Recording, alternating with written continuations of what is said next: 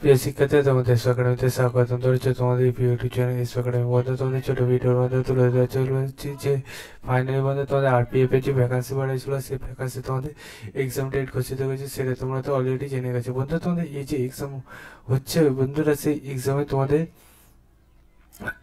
তুমি যদি এক্সাম কালকে অথবা পরশু বা তরশু মানে তোমার এক্সাম যদি দিতে যাও, তাহলে বন্ধু তোমার যে নতুন নিয়ম এবার জারি করেছে, কি কি ডকুমেন্টস নিয়ে যেতে বলেছে সেটা দেখে নাও।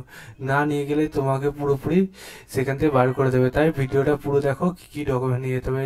এবং ভিডিওটি ভালো লাগলে লাইক করো এবং সাবস্ক্রাইব করে নিও চ্যানেলটি। খুব খুব ভালো লাগে সাবস্ক্রাইব করে নেয়। সাবস্ক্রাইব করে দরকার শুধু ভিডিওটা প্রচুর প্রচুর শেয়ার করে দরকার বন্ধু বান্ধবরা, হয়তো তোমরা জানে না, ঠিক আছে।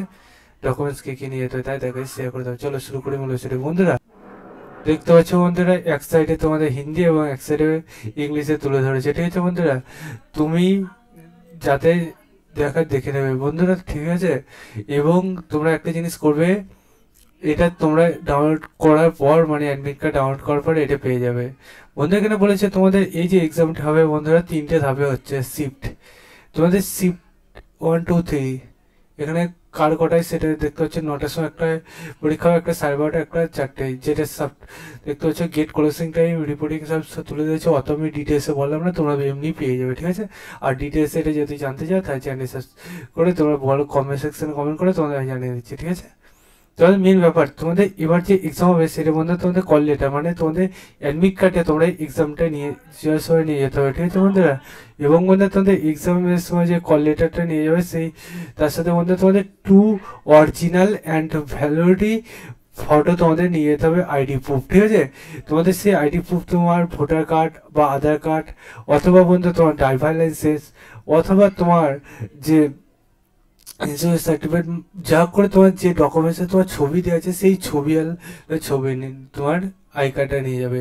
কারণ school college university photo ID কার্ডও থেকে যায় অনেক সময়, সেসবও নিয়ে যেতে পারে, ঠিক আছে বন্ধুরা।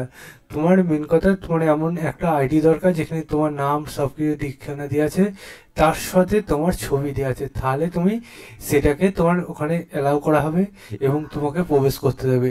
এই কটা যদি না নিয়ে যাও তাহলে তোমাকে কোনো মতেই সেখানে প্রবেশ করতে দেবে না।